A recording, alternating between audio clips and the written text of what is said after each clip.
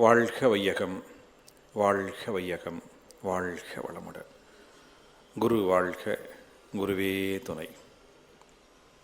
குரு வணக்கம். சிந்தையை அடக்கியே சும்மா இருக்கின்ற சீரறிய செய்த குருவே, அந்த நிலைதனில் அறிவு அசைவற்று இருக்க பெரும் ஆனந்தம் பொங்குதங்கே. இந்த பெரும் உலகமிசை எடுத்த பல பிறவிகளில் இறுதி பயனாகிய சந்ததமும் என்னை மறவாத சாந்த வாழ்வழித்தோய் என் சந்தோஷ செய்தி இதுவே. மதிப்பிற்கும் அன்பிற்கும் உரிய பேராசிரியர் பெருமக்களே, இந்த பிரம்மஞான பயிற்சியில் வந்து கலந்து கொண்டிருக்கும் எனது அன்பிற்குரிய சகோதரிகளே, உங்கள் அனைவருக்கும் எனது பணிவான காலை வணக்கத்தை சமர்ப்பித்து, பிரபஞ்ச தோற்றம் என்பது பற்றிய மகரிஷியின் சிந்தனைகளை நாம் கொஞ்சம் பகிர்ந்து கொள்வோம். ஆசான் அருட்தந்தை வேதாத்ரி மகரிஷி அவர்கள்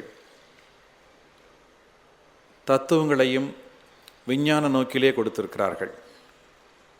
எல்லா வகையான தத்துவங்களையும் அலசி ஆராய்ந்திருக்கிறார்கள். அத்தனையும் விஞ்ஞான முறைப்படி அதை கொடுத்திருக்கிறார்கள்.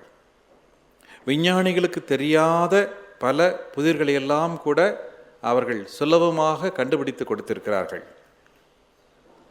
அப்படி மகரிஷி அவர்களை ஒரு தத்துவ ஞானி என்று மட்டும் சொல்ல முடியாது, அவர்கள் ஒரு தலை சிறந்த விஞ்ஞானி என்று சொல்ல வேண்டும். இந்த பிரபஞ்சம் தோன்றியது எப்படி, இன்னும் விஞ்ஞானிகளுக்கே முழுமையாக அது தெரியாது. பல கருத்துக்களை பிரபஞ்சம் தோன்றியது பற்றி விஞ்ஞானிகள் சொல்லுகிறார்கள். முடிவான கருத்து என்று சொல்லி இல்லை. விஞ்ஞானிகள் சொல்கிறார்கள், பெருவெடிப்பு கொள்கை, பிக் பேங் தியரி 14 பில்லியன் ஆண்டுகளுக்கு முன்னர் இந்த நட்சத்திரங்கள் எல்லாம் சேர்ந்து ஒரே ஒரு உருண்டையாக இருந்தது. அது வெடித்து சிதறிய பின்னர் தான் இத்தனை பிரபஞ்சம் தோன்றியது என்று விஞ்ஞானிகள் ஒரு கருத்தை சொல்கிறார்கள். அது ஏன் வெடிக்க வேண்டும், வெடிப்பதற்கு முன்னர் எப்படி அது உருண்டையானது, அதற்கு என்ன மூலப்பொருள், அது எங்கிருந்து அந்த உருண்டை தோன்றியது, இப்படி பல கேள்விகளுக்கு அங்கே பதில் இல்லை. இப்படி விஞ்ஞானத்தில் பல்வேறு கோட்பாடுகளை சொல்கிறார்கள். இந்த பிரபஞ்சம் தோன்றியது பற்றி பல்சேட்டிங் தியரி என்று சொல்கிறார்கள், ஸ்ட்ரிங் தியரி என்று சொல்கிறார்கள், நிறைய சொல்கிறாங்க. பட் எல்லாத்துலேயும் சில நம்புற மாதிரி இருக்குது, சில நம்பாத மாதிரி இருக்குது. இவற்றையெல்லாம் ஆராய்ச்சி தான் மகரிஷி அவர்கள் ஒரு முழுமையான தத்துவத்தை, பிரபஞ்சம் இப்படித்தான் உருவாகி இருக்க வேண்டும் என்று சொல்கிறார்கள். மறுக்க முடியாத உண்மைகளை சொல்கிறார்கள். அதை யாரும் மறுக்க முடியாது. அதே சமயத்தில் விஞ்ஞானிகள் ஏற்றுக்கொள்ளாமல் இருக்கலாம். ஏனென்று சொன்னால், விஞ்ஞானிகளுக்கு புரிய வேண்டும் என்று சொன்னால் அது கருவிகளுக்கு எட்ட வேண்டும், கணக்குக்கு எட்ட வேண்டும். அப்பொழுதுதான் விஞ்ஞானிகள் ஒத்துக்கொள்வார்கள். ஆனால் எல்லாத்தையும் நம்ம கணக்குக்கு கொண்டு வர முடியாது. இப்போ நம்ம சொல்கிறோம், எங்கள் மனசு சந்தோஷமாக இருக்குது, எத்தனை மீட்டர் சந்தோஷமாக இருக்குது, எவ்வளோ கிராம் சந்தோஷமாக என்ன சொல்ல முடியும்? அது கணக்கு கொண்டு வர முடியாது. நான் சந்தோஷமாக இருக்கேன் அவ்வளோதான் சொல்லலாம் மொழியே. அது 1 லிட்டரா 2 லிட்டரா 10 லிட்டரா சொல்ல முடியாது. அந்த மாதிரி கணக்குக்கு முடியாதது எத்தனையோ வாழ்க்கையில் இருக்கிறது. அப்படித்தான் மகரிஷி அவர்கள் விஞ்ஞானிகளுக்கு புரியாத நிறைய விஷயங்களை சொல்லியிருக்கிறார்கள். உண்மையிலே அவர்கள் சொன்னதையெல்லாம் இந்த விஞ்ஞானம் நடைமுறைப்படுத்துவதற்கு இன்னும் 100 வருஷங்கள் ஆகலாம். விஞ்ஞானிகள் புரிந்து கொண்டு அதை நடைமுறைப்படுத்துவதற்கு இன்னும் 100 வருடங்கள் ஆகலாம். அவ்வளவு விஷயங்களை மகரிஷி அவர்கள் சொல்லியிருக்கிறார்கள். அதில் நாம் இன்று அந்த பிரபஞ்ச தோற்றத்தை பற்றி கொஞ்சம் சிந்தனை செய்து பார்ப்போம். முதல்ல பிரபஞ்சம் அப்படின்னா என்னன்னு பார்ப்போம். பஞ்சம் அப்படின்னு சொன்னால் என்ன? 5 தான் சொல்கிறோம். பசி, பஞ்சம், பட்டினின்னு சொல்கிறோமே, அப்போ கூட பஞ்சம் வருது. எதுக்கு வருது அந்த பஞ்சம்? அப்போ ஒரு பஞ்சம் வருது இல்லை, பசி, பஞ்சம், பட்டினி எதுக்கு வருது? சொல்லுங்க. பயிர் விளைச்சல் இல்லை. பஞ்சம்னா 5ன்னு சொல்கிறோம் இல்லையா? மெய், வாய், கண், மூக்கு, செவி 5ம் வேலை செய்ய மாட்டேங்குது. சாப்பிடலை, கண்ணெல்லாம் அடைச்சி போச்சு, காது அடைச்சி போச்சு, கை கால் அசைய மாட்டேங்குது. மெய், வாய், கண், மூக்கு, செவி எல்லாம் போச்சு, வேலை செய்ய மாட்டேங்குது. அதான் பஞ்சம். பசி, பஞ்சம், பட்டினி சொல்கிறோம் இல்லைங்களா? பஞ்சம்னா 5.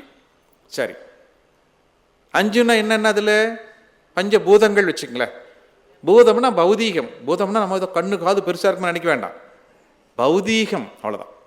இயற்பியல், பிசிக்ஸ் அப்படின்னு சொல்கிறோம். 5 வகையான பௌதீக பிரிவுகள்: நிலம், நீர், நெருப்பு, காற்று, ஆகாசம். இந்த 5 வகையான பௌதீக பிரிவுகள் இருக்கிறது தான் நம்ம பிரபஞ்சம்னு சொல்கிறோம். வேறு வேறு இடத்துல வேறு வேறு மாதிரியே சேர்ந்து இருக்கும். பூமியில் தான் 5 இருக்குது. நிலம் இருக்குது, நீர் இருக்குது, நெருப்பு இருக்குது, காற்று இருக்குது, ஆகாசம் இருக்குது. 5 இங்கே இருக்குது. சந்திரனில் போனால் நீர் கிடையாது, காற்று கிடையாது, அங்கே மிச்சம் 3 தான் இருக்குது. அந்த மாதிரி இந்த 5 ஒன்று சேர்ந்து இருக்கும், தனித்தனியாக இருக்கும், பிரிஞ்சு இருக்கும், வேறு வேறு மாதிரி இருக்கும். இப்படி 5 ஒன்று சேர்ந்தோ தனித்தனியாகவோ வேறு வேறு நிலைகளில் இருக்கக்கூடிய பௌதீக பிரிவைத்தான் பிற பஞ்சம். பிறன்னா வேறு வேறு மாதிரி, பஞ்சம்னா 5 சேர்ந்து இருக்கும், கலைஞ்சி இருக்கும். அதைத்தான் பிரபஞ்சம் என்று சொல்கிறோம். அப்போ நாம் பார்க்கக்கூடிய இந்த சூரியன், சூரியனை சுற்றி இருக்கக்கூடிய கிரகங்கள், அதை போன்று கோடான கோடி நட்சத்திரங்கள், இதெல்லாம் பொதுவாக நம்ம பிரபஞ்சம்னு சொல்கிறோம். இதெல்லாம் நம்ம பிரபஞ்சம்னு சொல்கிறோம். சரி, இப்போ நமக்கு கண்ணுக்கு தெரிஞ்சது, நம்ம அடிக்கடி பார்க்கக்கூடிய ஒரு நட்சத்திரம் பேர் சொல்லுங்க பார்க்கலாம். சூரியன். சூரியன் ஒரு நட்சத்திரமா கிரகமா? நட்சத்திரம். நட்சத்திரத்துக்கு கிரகத்துக்கு என்ன வித்தியாசம்?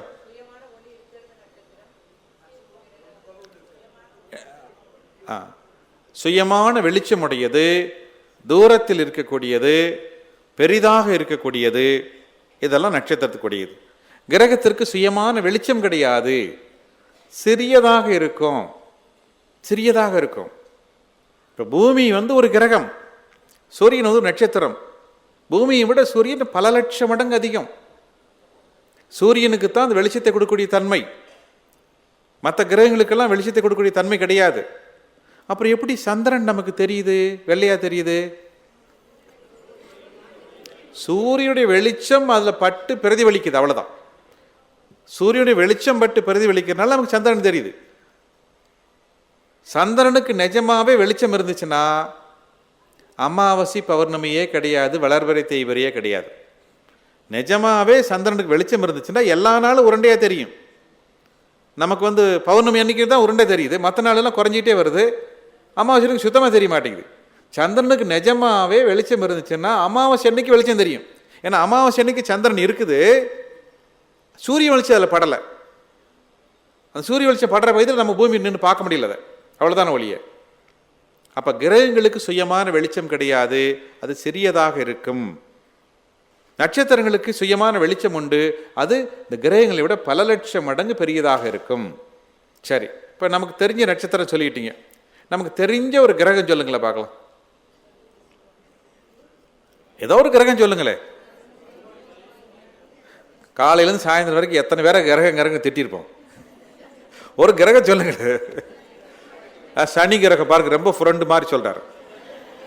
சரி, அப்போ புதன், சுக்கிரன், அது சுக்கிரன் வெள்ளின்னு சொல்கிறோம். சுக்கிரன், இந்த பூமி, செவ்வாய், வியாழன் அல்லது குரு, சனி, யுரேனஸ், நெப்டியூன், இதெல்லாம் கிரகங்கள் தான். இவை எல்லாமே கிரகங்கள் தான். இந்த கிரகங்களுக்கெல்லாம் சுயமான வெளிச்சம் கிடையாது. சூரியனுடைய வெளிச்சம் படுறதுனால, அது பிரதிபலிக்கிறதுனால கிரகம் நமக்கு தெரியுது. அந்தந்த கிரகத்தில் மண் எப்படி இருக்குதோ அதுக்கு தகுந்த மாதிரி அந்த கிரகம் நமக்கு கலராக தெரியும். இப்போ செவ்வாயில் சூரிய வெளிச்சம் பட்ட உடனே அது கொஞ்சம் சிவப்பாக தெரியும். ஏன்னா அங்கே இருக்கிற மண், காற்று எல்லாம் சிவப்பாக இருக்கும். அதுக்கு தகுந்த மாதிரி அது கலராக நமக்கு தெரியும், அவ்வளோதான். அது மாதிரி நம்ம வெளியிருந்து பூமியை பார்த்தா பூமி எப்படி தெரியும்? இப்போ நம்ம இங்கேருந்து சந்திரனை பார்த்தா சந்திரன் வெள்ளையாக தெரியுது. ஒரு கற்பனை பண்ணலாம், நம்மளாம் சந்திரனுக்கு போயிட்டோம்னு வச்சுங்களேன். அங்கேருந்து பூமியை பார்த்தா பூமி எப்படி இருக்கும்? நீல நிறமாக இருக்கும். ஏன் நீல நிறமாக இருக்குது? தண்ணி இருக்குது. தண்ணியில் சூரிய வெளிச்சம் பட்டு அது பிரதிபலிக்கும் போது நீல நிறமாக தெரியும். அதுதான் ஸ்கேட்டர் ஆகி வெளியே வரும். மற்றதெல்லாம் தண்ணியில் உறிஞ்சிக்கிற மாதிரி ஆயிடும். அப்போ பார்த்தா நமக்கு இந்த பூமியெல்லாம் பார்த்தா நீல நிறமாக நமக்கு தெரியும். இங்கே பார்த்தா பூமி நமக்கு கலர் கலராக தெரியுது, மரம் செடி கொடி தெரியுது, மண், கருப்பு மண், சிவப்பு மண் தெரியுது. ஆனால் வெளியேருந்து பார்த்தோம்னா, மொத்தத்துக்கு பார்த்தோம்னாக்கும் பூமி நீல நிறமாக தெரியும் நமக்கு. பூமிக்கு சுயமான வெளிச்சம் கிடையாது. தண்ணி இப்படி இருக்கனால சூரிய வெளிச்சம் படும்போது நமக்கு இப்படி தெரியுது. சரி, அப்போ நம்ம இது கிரகங்கள் இருக்கக்கூடிய இதெல்லாம் பார்த்துட்டோம். இப்போ நம்ம வானத்தில் நிறைய நட்சத்திரம் பார்க்குறோம். எவ்வளவு நட்சத்திரம் வானத்தில் இருக்கும்? கோடானு கோடி இருக்கும். இருந்தாலும் நம்ம எண்ணி பார்க்கணும். அந்த காலத்துல நம்ம பெரியவங்கள்லாம் நட்சத்திரத்தில் எண்ணி அதுக்கு ஒரு கணக்கு வச்சுருக்கிறாங்க, பிரிச்சிருக்கிறாங்க.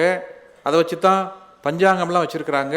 பஞ்சாங்கம்னா பஞ்ச அங்கம், 5 வகையான பிரிவுகளை உடையது. அப்படிதான்.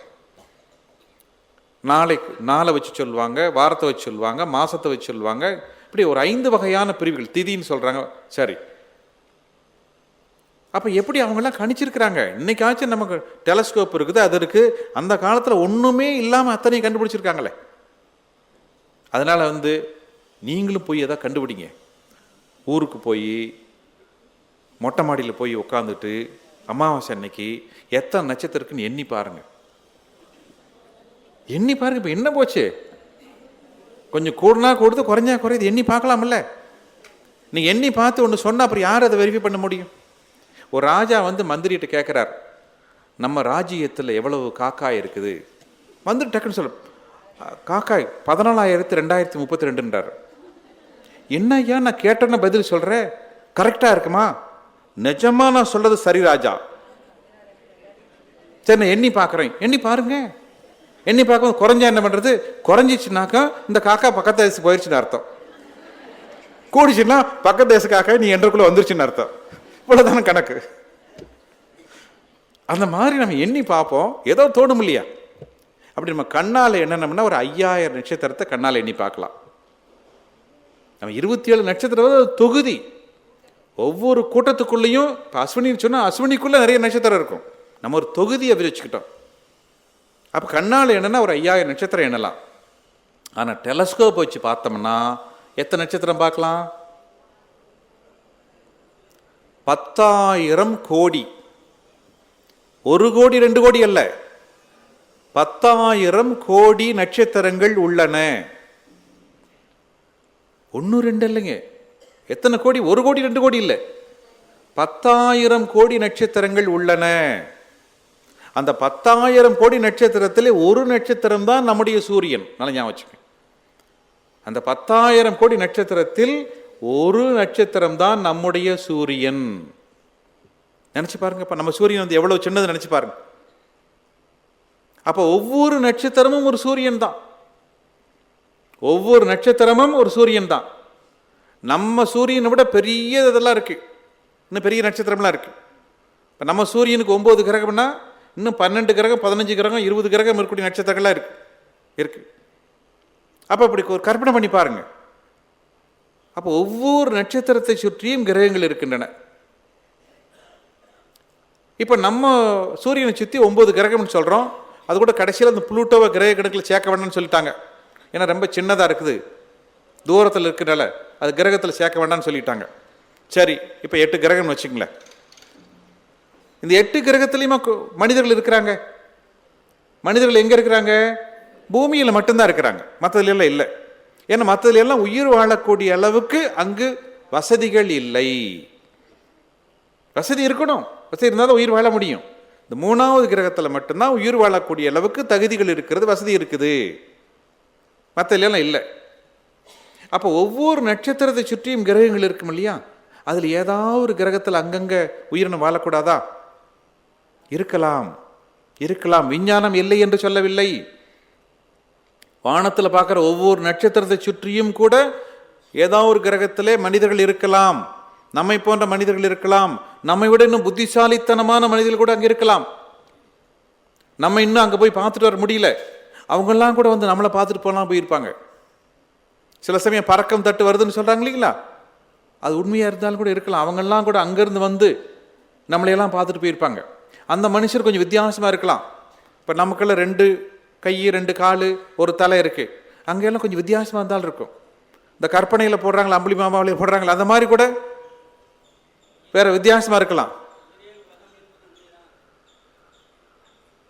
வெளியே போய் பார்த்தா தாங்க சொல்ல முடியும்.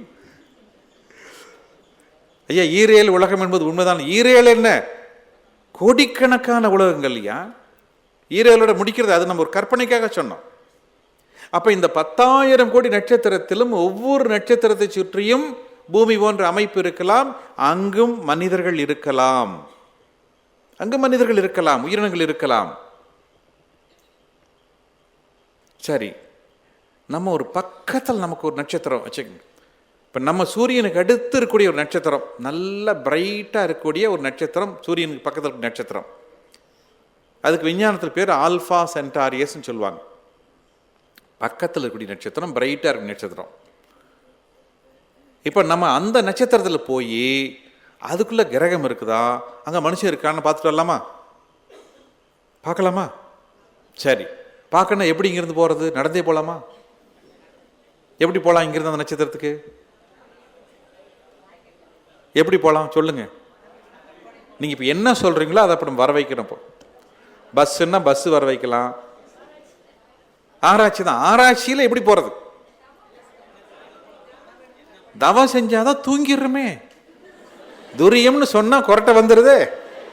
துரியாதத்தில் ஆளே காணாம எங்க.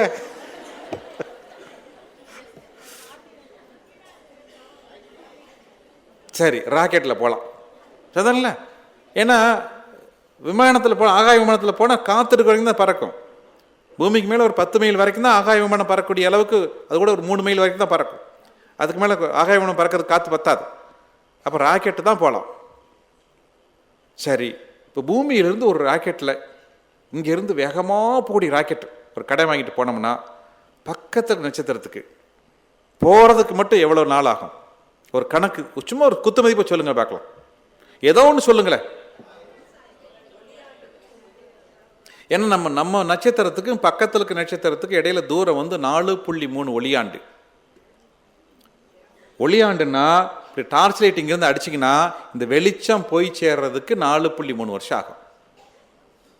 இதுதான் நமக்கு பக்கத்தில் கூடிய நட்சத்திரம். அதாவது இங்கே நீங்கள் ஒரு செல் வச்சுக்கிறீங்க, அந்த பக்கத்து நட்சத்திரத்தில் ஒருத்தர் செல் வச்சிருக்கிறாரு. நீங்கள் சொல்கிறீங்க, ஹலோ வாழ்க வளமுடன், நல்லா இருக்கீங்களா, நாங்கள்லாம் பிரம்மஞான கிளாஸ் அட்டன் பண்ணிட்டு இருக்கிறோம் அப்படின்னு சொல்கிறீங்க. இது எப்போ அந்த மெசேஜ் அவருக்கு போய் சேரும்? 4 வருஷம் கழிச்சு தான் போய் சேரும். எவ்வளோ வேகத்தில் போகுது? வினாடிக்கு 3 லட்சம் கிலோமீட்டர் வேகத்தில் போகுது. அது போய் சேர்றதுக்கு கிட்டத்தட்ட 4.3 வருஷம், 4 வருஷம் வச்சுக்கல. அப்புறம் அவர் சொல்வார் அங்கேருந்து, வாழ்க வளமுடன், நான் ஏற்கனவே மாஸ்டர் பயிற்சியெல்லாம் அட்டன் பண்ணிட்டேன், நீ இப்போ தான் பிரம்மஞான பயிற்சி அட்டன் பண்ணுறியாக்கும் அப்படின்னு அங்கே சொல்லுவார். அந்த பதில் இங்கே வரணும். எப்போ வரும்? மறுபடியும் 4 வருஷம் கழிச்சு. அப்படி 8 வருஷம் காதில் ஒட்ட வச்சுட்டே இருந்தாதான் போன சிக்னல் திரும்பி வரும். இதுதான் நமக்கு பக்கத்தில் இருக்கக்கூடிய நட்சத்திரம். அப்போ அந்த நட்சத்திரத்துக்கு நம்ம நிஜமாவே ஒரு ராக்கெட்டில் போனோம்னா, இன்னைக்கு இருக்கிற வேகமாக போகக்கூடிய ராக்கெட் நம்ம அப்துல் கலாம் தான் ராக்கெட்லாம் கண்டுபிடிச்சி நிறைய சாதனை பண்ணியிருக்காங்க. அவர்கிட்ட சொல்லி, நம்ம ஊருக்காரர் தான் அவர் சொல்லி ஒரு ராக்கெட்டை கடை வாங்கிட்டு இந்த பார்க்கில் நிறுத்தி மேலே ஏறுறோம்னு வச்சுங்களேன், போய் சேர்றதுக்கு மட்டும் எவ்வளோ நாள் ஆகும்னு நினைக்கிறீங்க? நாங்கள் ஒரு கணக்கு போட்டு பார்த்தோம், ரொம்பவெல்லாம் இல்லை, 50,000 வருஷம் ஆகும். இன்னைக்கு இருக்கக்கூடிய வேகமாக போகக்கூடிய ராக்கெட் எடுத்துக்கிட்டு நமக்கு பக்கத்தில் இருக்க நட்சத்திரத்துக்கு போனோம்னா போய் சேர்றதுக்கு மட்டும் 50,000 வருஷம், திரும்புறதுக்கு 50,000 வருஷம். போகும்போதே அது போயிரு, அப்புறம் எங்க திரும்புறது? இதுதான் நமக்கு பக்கத்தில் இருக்கக்கூடிய நட்சத்திரம். நல்லா ஞாபகம் வச்சுக்க. இதுதான் நமக்கு பக்கத்தில் நட்சத்திரம். இது 4.3 ஒளியாண்டு. அப்படி வந்து 10 ஒளியாண்டு, 100 ஒளியாண்டு, 1000 ஒளியாண்டு, இப்படி வேற வேற தூரத்தில் வந்து நட்சத்திரம் அமைஞ்சிருக்கு. அப்படித்தான் நம்ம சுற்றி 10,000 கோடி நட்சத்திரங்கள் அமைந்திருக்கின்றன. இந்த 10,000 கோடி நட்சத்திரத்தை தான் நம்ம என்ன சொல்கிறோம்? பால்வெளி மண்டலம். இதுக்கு பேரு, இந்த 10,000 கோடி நட்சத்திரத்துக்கு பேர் தான் பால்வெளி மண்டலம். சரி, இப்போ மறுபடியும் மனசுல ஒரு கற்பனை பண்ணுவோம். நம்ம நிஜமா ராக்கெட்ல போனாலும் போக முடியாது, ஆனால் மனசுக்குள்ள நினைச்சா போகலாம் இல்லைங்களா? மனசால் நினைச்சா போகலாம். இப்போ மனசால் நினைக்கலாம், அப்படியே இந்த 10,000 கோடி நட்சத்திரத்தை தாண்டி வெளியே போயிட்டோம். மனசுக்குள்ள ஒரு கற்பனை பண்ணுறோம், அப்படியே இந்த 10,000 கோடி நட்சத்திரத்தை தாண்டி வெளியே போகிறோம். ரொம்ப தூரம் போயிட்டோம். எப்படி இருக்கும்? ஒரு கற்பனை பண்ணுங்களேன் பார்க்கலாம். ஏன்னா என்ன கற்பனை பண்ணுறோமோ அது நிஜமாக இருக்கிறதுக்கு ஒரு வாய்ப்பு இருக்குது.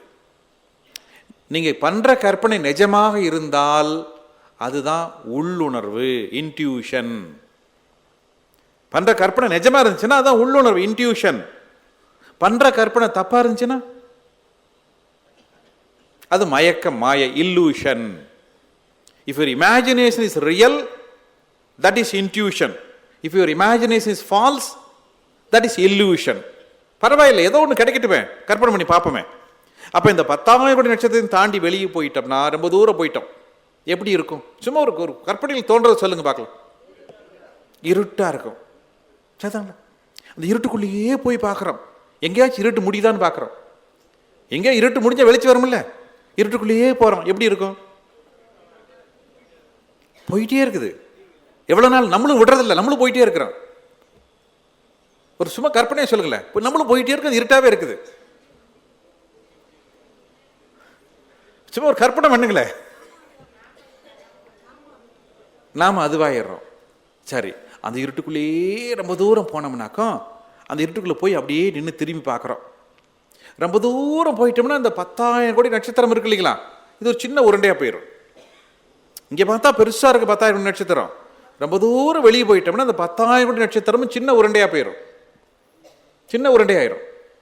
அப்போ நம்ம ரொம்ப தூரம் போய் அப்படியே வேடிக்கை பார்க்குறோம். இது ஒரு சின்ன உருண்டையாக தெரியுது. இந்த 10,000 கோடி நட்சத்திரம் சேர்ந்து சின்ன உருண்டையாக இருக்குது. நம்ம அப்படியே திரும்பி திரும்பி திரும்பி திரும்பி வேடிக்கை பார்க்குறோம். எல்லா பக்கம் ஒரே இருட்டாக இருக்குது, அந்த இருட்டுக்குள்ளேயே திரும்பி திரும்பி வேடிக்கை பார்க்குறோம். எல்லா பக்கம் திரும்பினா எப்படி இருக்கும்? சும்மா ஒரு கற்பனையில் சொல்லுங்க பார்க்கலாம், சொல்லுங்க. இருட்டாக இருக்கும், அந்த இருட்டுக்குள்ளேயே உத்து உத்து பார்க்குறோம்.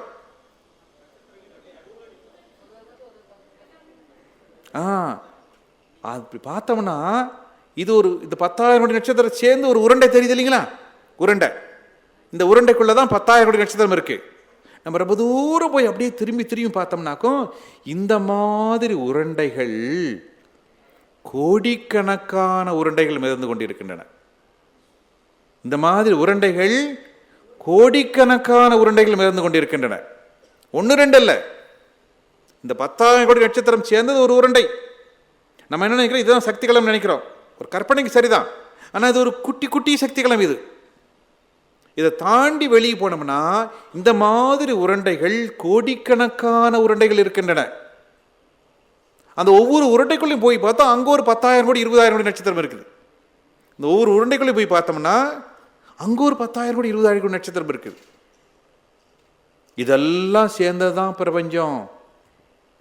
இப்போ நினச்சி பாருங்க, இந்த கடவுளுக்கு எவ்வளோ வேலைன்னு சொல்லி. இப்போ நம்ம வீட்டில் ஏதாவது ஒரு கஷ்டம் வந்துச்சுனாக்கோ உடனே கடவுளை கூப்பிட்டு என்ன சொல்கிறோம், கடவுளே நான் உனக்கு 5 தேங்காய் முழு தேங்காய் உடைச்சனே, உனக்கு கண் இருக்குதா காது இருக்குதா, என்னை கவனிக்க மாட்டேங்கிறியே, புலம்புறோம் இல்லை? நம்ம இந்த பூமியில் இப்படி ஒரு 600 கோடி மக்கள் புலம்புறோம். நினச்சி பாருங்க, ஒரு 600 கோடி மக்கள் புலம்புறோம். இந்த மாதிரி நம்ம இந்த மில்கிவே கேலக்சி பால்வெளி மண்டலத்தில் 10,000 கோடி நட்சத்திரம் இருக்குது. இந்த ஒவ்வொரு நட்சத்திரத்தை சுற்றி ஒரு பூமி இருக்கும். அந்த ஒவ்வொரு பூமியில் ஒரு 500 கோடி மக்கள், அத்தனை பேர் இப்படி புலம்புறாங்க. எப்படித்தான் அந்த கடவுள் எப்படி குறித்து வச்சுக்குவார்? இவன் 5 தேங்காய் உடைச்சானா 3 உடைச்சானா, யார் எப்படி குறித்து வச்சுக்குவார் அவர்? சரி, இதுதான் பரவாயில்லைன்னு அந்த 10,000 கோடி நட்சத்திரம் சேர்ந்து ஒரு உருண்டை. இந்த மாதிரி உருண்டை கோடிக்கணக்கான உருண்டை இருக்குது. ஒவ்வொரு உருண்டைக்குள்ளேயும் போனால் 20,000 கோடி 30,000 கோடி நட்சத்திரம் இருக்குது. எப்படித்தான் இவர் கணக்கு வச்சுக்குவார் கடவுள்? பாவ கடவுள். நினச்சி பாருங்க, எப்படி கணக்கு வச்சு இவன் செஞ்சது நல்லது கெட்டதுக்கு கொடுக்கறது? அதுக்கு தான் கடவுள் அறிவாளி, பேரறிவாளி. அவர் என்ன பண்ணார்னா, அவன் பண்ணுறதை குறிச்சு அவன் பாக்கெட்லேயே போட்டு விட்டார். வெளியே வச்சா மாற்றி போடுவான், அழிச்சு போடுவான்னு சொல்லிட்டு என்ன பண்ணுறானோ அவன் பண்ணுறதெல்லாம் அப்போது எப்போ குறிச்சு அவன் பாக்கெட்லேயே போட்டு விட்டார். அதுதான் நம்முடைய கருமையம், அதுதான் நம்ம கருமையம். எல்லாம் அந்த கருமையத்தில் ரெக்கார்ட் ஆகிட்டே இருக்கும். என்ன பண்ணனாலும் ரெக்கார்ட் ஆகிட்டே இருக்கும். அதுக்கு தகுந்த மாதிரி நல்லது கெட்டது வந்துக்கிட்டே இருக்கும். என்ன எப்படி இத்தனையும் அவர் மேனேஜ் பண்ண முடியும்? நினச்சி பாருங்க. சரி, அப்போ இந்த இத்தனை கோடி உருண்டையும் தாண்டி வெளியே போனாதான் சுத்தவெளி. இத்தனை கோடி உருண்டையும் தாண்டி வெளியே போனால் சுத்தவெளி. அது சுத்தவெளி போக போயிட்டே இருக்கும், எல்லையே இல்லாமல் போயிட்டு இருக்கும். அப்போ இப்படியெல்லாம் நினச்சிட்டு பார்த்தோம்னா நம்ம பூமியில் ஒரு தூசி கூட கிடையாது. நம்ம பூமி ஒரு தூசி கூட கிடையாது. அவ்வளோ பெரியது இந்த பிரபஞ்சம். அந்த சுத்தவெளி இருக்குது பாருங்க, சுத்தவெளி. இத்தனை கோடி உருண்டையும் தாண்டி போனால் சுத்தவெளி வரும் பாருங்க, அந்த சுத்தவெளி. அதை நல்லா நினச்சி பாருங்க, ஞாபகத்துக்கு வருதான்னு பாருங்க. இப்போ நம்ம அப்படியே மனசில் தாண்டி இந்த 10,000 கோடி நட்சத்திரத்தை தாண்டி போயிட்டோம். அப்படியே தாண்டி போனால் இந்த மாதிரி உருண்டை, நிறைய உருண்டை இருக்குது. ஒவ்வொரு உருண்டைக்குள்ளேயும் கோடிக்கணக்கான நட்சத்திரம் இருக்குது. அந்த எல்லா உருண்டையும் தாண்டி தாண்டி வெளியே போயிட்டோம். தாண்டி வெளியே போயாச்சு. இப்போ அந்த சுத்தவெளி கும்மிருட்டு அதுக்குள்ளேயே போயிட்டு இருக்குது. அந்த சுத்தவெளி கும்மிருட்டு மனசுக்கு ஞாபகம் இருக்கான்னு பாருங்க. நல்ல யோசனை பண்ணி பாருங்க. ஞாபகம் இருக்கணும், இருந்தே தீரணும். அந்த ஞாபகம் இருக்கணும், இருந்தே தீரணும். எப்படின்னு சொல்லி கடைசியில் நான் சொல்கிறேன். இப்போ கொஞ்சம் படம் பார்க்கலாம். நம்ம இது நம்முடைய சூரியனை பற்றி காமிக்கக்கூடிய ஒரு படம். ஏன்னா நமக்கு சூரியன் தான் நல்லா தெரிஞ்சுது, அதுலேருந்து நம்ம ஆரம்பிச்சு போகலாம் முடியும். இது ஏற்கனவே போன கிளாஸில் சொல்லியிருப்பாங்க நினைக்கிறேன் இல்லைங்களா? அந்த சுத்த வெளி, அந்த இறைவெளி, அது எல்லையில்லாதது, எல்லா இடத்திலும் இருக்கக்கூடியது. 4 தன்மைகள்: வற்றாயிருப்பு, பேராற்றல், பேரறிவு, காலம். இந்த 4 தன்மைகளை உடையதாக இருக்கு. வற்றாயிருப்புனா எவ்வளோ எடுத்தாலும் குறையாது. பேராற்றல் அதை விட பெரிய ஆற்றல் இருக்காது, எல்லாவற்றையும் தாங்கக்கூடியது. பேரறிவு, அவ்வளவு அறிவு அதுக்கு இருக்கு. இப்போ நமக்கு ஒரு அறிவு இருக்குது, உங்களுக்கு ஒரு அறிவு இருக்குது, 100க்கு ஒரு அறிவு இருக்குது. நம்ம 600-700 கோடி மக்களுக்கு இத்தனை பேருக்கு ஒரு அறிவு இருக்குது. இத்தனை அறிவை விட அது அதிகமானது. எத்தனை கோடி மக்கள் இருப்பார்கள், எத்தனை இடத்தில் இருப்பார்கள், எல்லாவற்றையும் விட அது பேரறிவு உடையது. சரி, அடுத்தது காலம். காலம்னு என்னது சொன்னாங்களா? போன கிளாஸ் சொன்னாங்களா? சரி, அந்த 2 அதிர்வுக்கு இடைப்பட்டதை தான் நாம் காலம் என்று சொல்கிறோம். சரி, இப்போ அடுத்தது வருவோம். அந்த சுத்த வெளியில் இருக்கக்கூடிய அந்த ஆற்றல் தன்னைத்தானே இருக்குகின்ற போதுதான் அது நொறுங்கி துகளாகிறது. இப்போ முதல்ல துகள் எப்படி வந்துச்சு நாங்கள் வந்துடுவோம். இந்த பிரம்மஞான பாடல், இறைவெளியே சூழ்ந்தழுத்தும் ஆற்றல். அப்போ அந்த இறைவெளி தன்னைத்தானே இருக்கும்போது அங்கதான் இறை துகள் தோன்றுது. எப்படி தோன்றுது பாருங்க. அந்த இருக்கிறதுனால ஒரு அதிர்வு ஏற்படுது. அந்த அதிர்வு கூடுறதுனாலே குறையிறதுனாலையோ ஆங்காங்கு சில புள்ளிகள். சரி, ஆங்காங்கு சில புள்ளிகள் எப்படின்னாக்கும், இப்போ காற்று மண்டலம் ஒரு ஞாபகத்துக்கு வச்சுக்கோ. அந்த காற்று மண்டலத்தில் ஒரு இடத்துல அழுத்தம் குறைஞ்சி போச்சுனாக்கா அந்த எல்லா காற்று அது ஓடி வரும், அந்த இடத்துக்கு வரும். வரும்போது ஒரு சுழற்சி ஏற்படும். இப்போ காற்றில் ஒரு இடத்துல அழுத்தம் குறைஞ்சாலும் சரி கூடினாலும் சரி, சரி கட்டுறதுக்கு ஓடி வரும். ஓடி வந்தால் ஒரு சுழற்சி ஏற்படும். ஒன்றும் இல்லை, இப்போ நம்ம வந்து ஒரு தண்ணி எடுத்துக்கலாம். ஒரு கிணத்துல ஒரு வாளியை போட்டு தண்ணி இழுக்கிறோம், வாளியை போட்டு தண்ணி எடுக்கிறோம். வாளி மேலே வந்துருச்சு. வாளி மேலே வந்த முன்னாடி ஒரு வாளி அளவுக்கு ஒரு பள்ளம் இருக்கணும் இல்லையா? வாளி மேலே வந்த முன்னாடி வாளியில் தண்ணி எடுத்துகிட்டு மேலே வந்துட்டோம். இப்போ வாளி அளவுக்கு ஒரு பள்ளம் இருக்கணும். பள்ளம் இருக்குதா? என்ன ஆச்சு? அது உடனே தண்ணி வந்து நிரப்பிடுது. தண்ணி வந்து நிரப்பிடுது. தண்ணி நிரப்பின பின்னாடி வாளி நேராக மேலே வருது, ஆனால் அலை வட்ட வட்டமாக வெளியே போகுது. பார்க்குறோம் இல்லையா? வாளி நேராக மேலே தான் வருது, அலை வட்ட வட்டமாக வெளியே போகுது. சரி, இதே மாதிரி காற்று மண்டலத்தை எடுத்துக்கலாமா? ஏன்னா அப்புறம் பின்னாடி சுத்த வழிக்கு வரலாம். காற்று மண்டலத்தில் ஒரு இடத்துல அழுத்தம் குறைஞ்சி போச்சுன்னா சுற்றில் இருக்கிற காற்று ஓடி வந்து அதில் முட்டும்போது ஒரு சுழற்சி ஏற்படும். அதான் நம்ம நடந்து போகும்போது பார்த்தீங்கன்னா தூசியெல்லாம் சுற்றிட்டே போகும், ரவுண்ட் அடிச்சுட்டே போகும். பார்க்கீங்க, ஒன்றும் இல்லை, அந்த இடத்துல அழுத்தம் குறைஞ்சி சுற்றில் காற்று முட்டும்போது ஒரு சுழற்சி ஏற்படும். மண்ணாக சுற்றிட்டு போகும், தூசியெல்லாம் சுற்றிட்டே போகும். இது நம்ம சின்னதாக பார்க்குறோம். இதே பெரிய அளவில் கடலில் வந்துச்சுன்னா புயல், சூறாவளி சொல்கிறோம் இல்லைங்களா? இதே தான் கடலில் வரும்போது ஒரு அழுத்தம் குறைஞ்சினாக்கா அந்த அழுத்தத்தை சரி கட்டுறதுக்கு சுற்றில் காற்று ஓடி வந்து சேர்ந்து ஒரு சுழற்சி ஏற்படும். அந்த சுழலக்கூடிய அந்த அமைப்பை தான் சூறாவளின்னு சொல்கிறோம். இப்போ சூறாவளி என்று சொன்னால் சுழலும் காற்று. எவ்வளோ நாளைக்கு சூறாவளி இருக்கும்? கொஞ்சம் கொஞ்சமாக போய் கடைசியில் சுத்தாமல் நின்று போச்சுன்னா சாதாரண காற்று. சுற்றிட்டு இருக்கிற வரைக்கும் தான் சூறாவளி. சுழற்சி நின்று போனால் சாதாரண காற்று. சரி, இதே தான் இப்போ இப்படியேன்னு நம்ம இறைவெளிக்கு வரலாம். அந்த சுத்த வெளி, காரிருள், கும்மிருட்டு எல்லையில்லாமல் இருக்குது. அந்த எல்லையில்லாமல் இருக்கிறது பேராற்றல் படைத்தது. அங்கே ஒரு அதிர்வு இருக்குது. சில இடத்துல அந்த ஆற்றல் குறையுதுன்னு வச்சுங்களேன், உடனே சுத்திலுக்கு ஓடி வந்து சேரும்போது ஒரு சுழற்சி ஏற்படும். எப்படி காற்று சுழல்கிறதோ அதுபோன்று சுத்தவெளி ஒரு புள்ளியில் சுழல ஆரம்பிக்கும். ஏன்? அந்த இடத்துல அதிர்வுனால குறைஞ்சு கூடி வரும்போது சுழல ஆரம்பிக்குது. அந்த புள்ளியைத்தான் இறை துகள் என்று சொல்கிறோம்.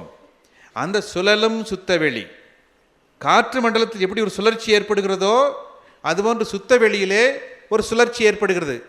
அழுத்தம் குறைஞ்சி கூடும்போது ஏற்படுது. அந்த சுழலும் சுத்தவெளியைத்தான் இறைத்துகள் என்று சொல்கிறோம். இப்போ இறைத்துகள்னா சுழலும் சுத்தவெளி, சுழலும் காற்று சூறாவளி, சுழலும் சுத்தவெளி இறைத்துகள். அந்த அந்த இறைத்துகளை சுற்றி என்ன இருக்கும்? அதே சுத்தவெளி தான் இருக்கும்.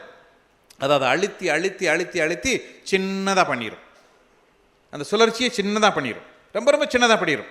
அதை விட சின்னதே இல்லை. அப்போ ரொம்ப சின்ன உருண்டை அது சுற்றிக்கிட்டே இருக்கும். அது எவ்வளோ வேகமாக சுற்றும்? கணக்கில்லாத வேகம். ஏன்னா அவ்வளோ பெரிய சுத்தவெளி, அவ்வளோ பெரிய ஆற்றலை அழுத்துறதுனால வேகமாக சுற்றும். அப்போ அந்த சுழலும் சுத்தவெளி மிக மிக மிக சிறியது, அதை விட சிறியது கிடையாது. அவ்வளோ பெரிய ஆற்றல் அழுத்தம் சின்னதாக போயிடுச்சு, அது சின்னதாக போயிடுச்சு. அது வேகமாக சுற்றுது, அதை விட வேகமாக சுற்றுறது ஒன்றும் இல்லை. அதைத்தான் இறைத்துகள் என்று சொல்கிறோம். இப்போ இறைத்துகள் என்று சொன்னால் சுழலும் சுத்தவெளி சிறியது, அதை விட சிறியது இல்லை. வேகமாக சுற்றுகிறது, அதை விட வேகமாக சுற்றுறது இல்லை. சரி, இப்போ நம்ம ஒன்று பார்க்கலாம். அப்போ இந்த இறைத்துகள் இறைவெளியே தன்னிருக்க சூழ்ந்தழுத்து மாற்றல், இதன் திணிவு மடிப்பு விழ சுழலும் நுண்விண்ணாம். அப்போ ஒரு இடத்துல திணிவு கூடுகின்ற போதோ குறைகின்ற போதோ ஒரு சுழற்சி ஏற்படுது. சுழலும் நுண்விண், அதுதான் இறைத்துகள். மடிப்பு விழ, அந்த இடத்துல மடிஞ்சு சுத்த ஆரம்பிக்குது. எல்லாம் வந்தது மடிஞ்சு சுத்த ஆரம்பிக்குது. அந்த மடிப்பு கூட சாமிஜி ஒரு நல்ல உதாரணம் சொல்வார். இப்போ ஒரு துணி நல்லா செலவு பண்ணி தண்ணி புளிகிறோம், நீட்ட துளி, ரெண்டு பக்கம் முறுக்கிட்டு இருந்தால் நடுவில் தானாக முறுக்கு விழுகும். அதை கொடி முறுக்குன்னு சொல்கிறது பார்த்துருக்கீங்களா? ரெண்டு பக்கம் நீங்கள் இந்த பக்கம் இந்த பக்கம் ஒரு முறுக்கிட்டே இருந்தீங்கன்னா நடுவில் தானாக முறுக்கு விழுகும். அது மாதிரி இறைவெளியில் ஒரு இடத்துல அழுத்தம் கூடும்போதோ குறையும் போது சுழற்சி ஏற்படும். அந்த சுழற்சியை தான் இறை துகள் என்று சொல்கிறோம். அது ரொம்ப ரொம்ப சின்னது. ஏன்னா அந்த சுத்தவெளி அழுத்தனால அந்த சுழற்சி சின்னதாக போயிடுச்சு, சின்ன உருண்டை. அதை விட சிறியது பிரபஞ்சத்தில் கிடையாது. வேகமாக சுத்தம், ஏன்னா அந்த சுத்தவெளியோட அத்தனை ஆற்றல் சேர்ந்துருக்கு, வேகமாக சுத்தம். அதை விட வேகமாக சுத்ததும் கிடையாது. சரி, இப்போ இந்த இறைத்துகள் எங்கிருந்து தோன்றி இருக்கிறது? சுத்தவெளி எவ்வளவு பெரியது? எல்லையில்லாதது. அந்த சுத்தவெளிக்கு எல்லையே கிடையாது. அந்த எல்லையில்லாததிலிருந்து தோன்றியது இறைத்துகள். எவ்வளவு பெரியது? சின்னது. எவ்வளவு சிறியது? அதை விட சிறியது ஒண்ணுமே கிடையாது, அதான் சிறியது. அப்போ எல்லையில்லாத பெரியது சுத்தவெளி, அதிலிருந்து தோன்றியது மிக மிக சிறியது இந்த இறைத்துகள். இப்போ சுத்தவெளி, அதுக்கு நம்ம என்னவெல்லாம் பேர் சொல்லலாம்? நம்ம என்னெல்லாம் பேர் கொடுக்கலாம் சுத்தவெளிக்கு? பற்றாயிருப்பு, பேராற்றல், பேரறிவு, காலம், இது தன்மைகள். அப்புறம் வேற என்ன பேர் சொல்லலாம் நமக்கு? கும்மிருட்டு, காரிருள், அதுவும் தன்மைகள் தான். பேர் சொல்லுங்க அதுக்கு. பூரணம்னு சொல்லலாம், பிரம்மம்னு சொல்லலாம், ஆதின்னு சொல்லலாம், அனாதின்னு சொல்லலாம், சிவம்னு சொல்லலாம், தெய்வம்னு சொல்லலாம், கடவுள்னு சொல்லலாம். எல்லாம் அந்த சுத்தவெளி தான். எல்லா ஞானிகளும் அந்த சுத்தவெளியைத்தான் தெய்வம் என்று சொன்னார்கள், கடவுள் என்று சொன்னார்கள். நம்ம சிவம்னு சொன்னோம், ஏன்னா அசையாமல் இருக்குது, மௌனமாக இருக்குது. சிவம்னு சொன்னோம், அது கருப்பாக இருக்குது, இருளாக இருக்குது, அதுக்காக அதுக்கு ஒரு பேர் சொன்னோம். என்னது? கருப்பாக இருக்கிறதுனால கிருஷ்ணம். கிருஷ்ணம்னாவே கருப்புன்னு அர்த்தம். கிருஷ்ணசாமின்னு பேர் வச்சிருந்தா அவருக்கு பேர் கருப்புசாமின்னு அர்த்தம். கிருஷ்ணவேணின்னு பேர் இருந்தால் அவங்களுக்கு பேர் கருப்பு வேணின்னு அர்த்தம். அதுக்காக யாரும் கோச்சிக்கூடாது. கிருஷ்ணம்னாவே கருப்புன்னு அர்த்தம். அப்போ நம்ம சிவம்னு சொன்னோம், கிருஷ்ணம்னு சொன்னோம், அந்த சுத்த வெளியைத்தான் சொன்னோம். அதையே என்ன சொன்னாங்க மேல்நாட்டில், அந்த சுத்தவெளி ஆற்றல் மிக்குது, அதான் எல்லாத்தையும் உருவாக்குது, பிரபஞ்சத்தை உருவாக்குது, மக்களை உருவாக்குது, எல்லாத்துக்கும் தாயா தந்தையா இருக்கிறது. அதுதான் அந்த ஆற்றல் தான் அனைத்துக்கும் தந்தையாக இருக்கிறது. அல்மைட்டி த ஃபாதர் கிறிஸ்டியானிட்டியில் சொன்னாங்க. ஓ த அல்மைட்டி த ஃபாதர், பேராற்றல் படைத்த பிதாவே என்று சொன்னார்கள். அதே சுத்தவெளியைத்தான் அரபு நாடுகளிலே ஈடு இணையற்றது, அதுக்கு ஈடு இன்னொன்று சொல்ல முடியாது, ஒரே ஒரு சுத்தவெளி தான், அது மாதிரி இன்னொன்று சொல்ல முடியாது, அவ்வளவு ஆற்றல் படைத்தது. ஈடு இணையற்ற ஆற்றல் படைத்த பொருள் என்பதற்கு அல்லாஹ் என்பது. அல்லாஹ் என்று சொன்னால் ஒரு ஈடு இணையற்ற ஆற்றல் படைத்த பொருள், அதுக்கு உதாரணம் இன்னொன்று சொல்ல முடியாது, அதுதான் அனைத்துக்கும் மேலானது என்ற வகையில் அதை அரபு நாடுகளில் அல்லாஹ் என்று சொன்னார்கள். அப்போ அல்லாஹ் என்று சொன்னாலும் சரி, பிதா என்று சொன்னாலும் சரி, சிவம் என்று சொன்னாலும் சரி, கிருஷ்ணம் என்று சொன்னாலும் சரி, எல்லாரும் சொன்னது அந்த சுத்த வெளியைத்தான். அந்த சுத்தவெளி அவ்வளவு பெரியது, எல்லையில்லாதது. சரி, இப்போ அந்த எல்லையில்லாததிலிருந்து தான் இறைத்துகள் தோன்றுகிறது. இப்போ நம்ம நம்ம நம்ம வழக்குக்கு வருவோம். இப்போ நம்ம அந்த சுத்த வெளியை தெய்வம்னு சொல்லலாம், கடவுள்னு சொல்லலாம். நம்ம காமனாக நம்ம அதுக்கு என்ன பேர் கொடுக்கலாம்? இப்போ நீங்கள் ஒரு கோயிலுக்கு போகிறீங்க.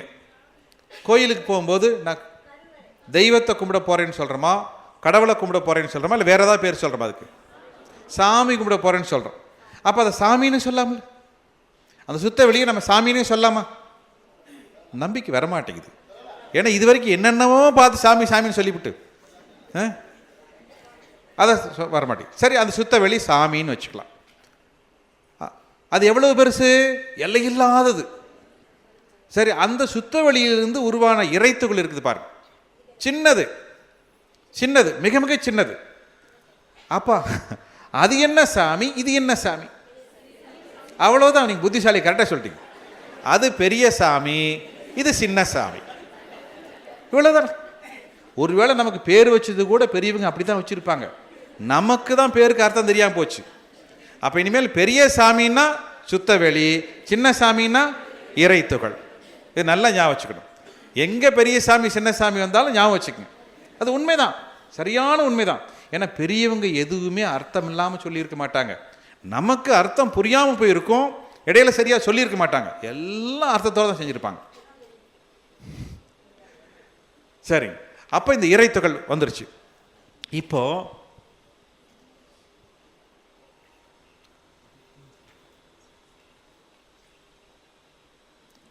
இது ஒரு கற்பனை. அந்த இறைத்துகள் எப்படி வந்திருக்கும்? அப்படி சின்ன சின்ன அங்கங்க அங்கே சுத்த ஆரம்பிக்குது. அந்த இறைத்துகள், அந்த இறைவெளி அங்கங்க சின்ன சின்ன உருண்டையாக மாறுது. இது ஒரு கற்பனை. ஏன்னா அது கண்ணுக்கே தெரியாது, விஞ்ஞான கருவிகளால் அதனுடைய ஒரு கற்பனை எப்படி இருக்குன்னு சொல்கிறோம். அப்படியே சின்ன சின்ன புள்ளியாக வருது, சுற்றுது, அங்கங்கே சுற்றுது.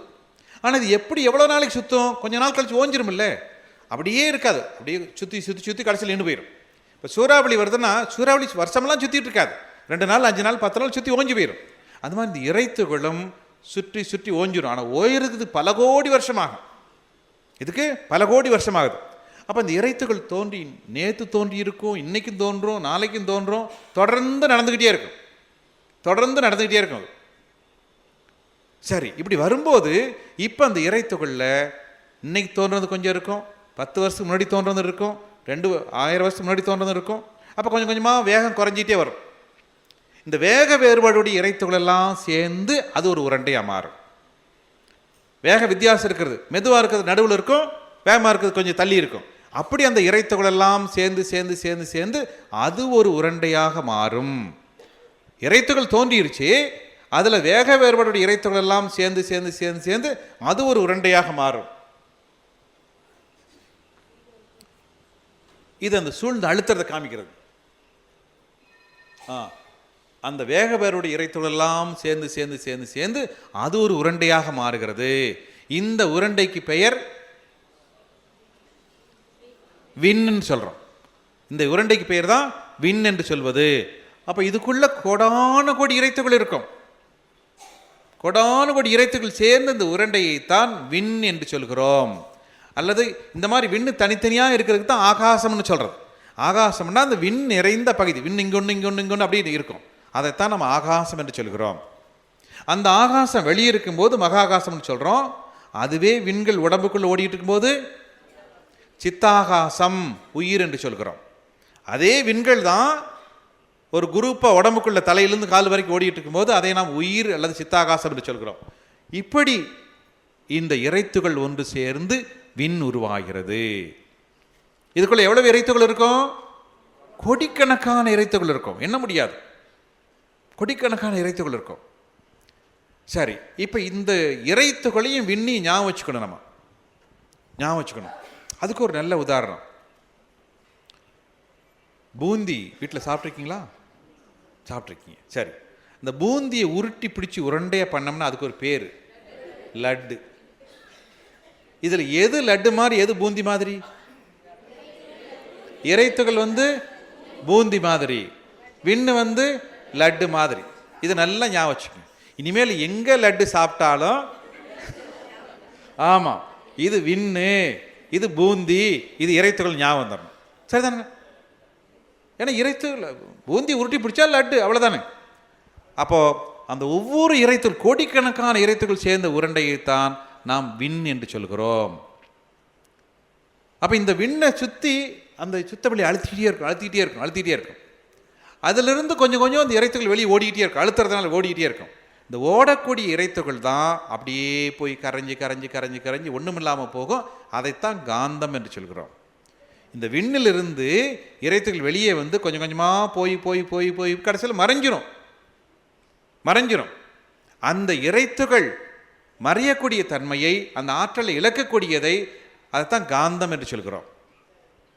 இது எப்படின்னாக்கும், ஒரு பாத்திரத்தில் தண்ணி நிறைய வச்சு ஒரு ஐஸ் கட்டி போட்டுறோம். ஐஸ் கட்டி கொஞ்ச நேரம் கழிச்சு என்ன ஆகும்? தண்ணியாக மாறிடும். ஏன் அது தண்ணியாக மாறிச்சு? ஐஸும் தண்ணியும் அடிப்படையில் ஒன்று தான். ஐஸும் தண்ணியும் அடிப்படையில் ஒன்று தான். தண்ணி கெட்டியான ஐஸுன்னு சொல்கிறேன், அவ்வளோதான். அது மாதிரி இறைவெளி கொஞ்சம் கெட்டியாக போச்சுன்னா இறைத்துகள். இறைவெளி ஒரு சுழல ஆரம்பித்து கெட்டியாச்சுன்னா அதுக்கு இறைத்துகள்னு சொல்கிறோம். இப்போ அந்த இறைத்துகள் கரைஞ்சி போச்சு, மறுபடியும் இறைவெளியாக மாறிடும். சரி, இப்போ இந்த ஐஸு கரைஞ்ச இடத்துல கை வச்சு பார்த்தா எப்படி இருக்கும்? ஜில்லுன்னு இருக்கும். அந்த ஜில்லுங்கிறது தான் ஐஸோட காந்தம். ஜில்லுன்னு பரவுறது தான் ஐஸோட காந்தம். அது மாதிரி இந்த இறைத்துகள் எங்கே கரையுதோ கரையிற இடத்துல ஒரு மாற்றத்தை கொடுக்கும். அதுதான் காந்தம்னு சொல்கிறோம். எந்த இடத்துல இறைத்துகள் கரையுதோ அந்த இடத்துல ஒரு மாற்றத்தை கொடுக்கும். அந்த மாற்றம் தான் காந்தம்னு சொல்கிறோம். அப்போ இறைத்துகள் கரைஞ்சாதான் காந்தம் வரும். இறைத்துகள் உள்ளேருந்து வெளியே வரணும், விண்ணுக்குள்ளேருந்து வெளியே வரணும். தனியாக இறைத்துகள் இருக்கிறது கணக்குக்கு வராது. அது தனியாக. ஏன்னா விண்ணு வந்தால் தான் பிரபஞ்சமே கணக்கு வரும். பிரபஞ்சம் கணக்கு வரும்.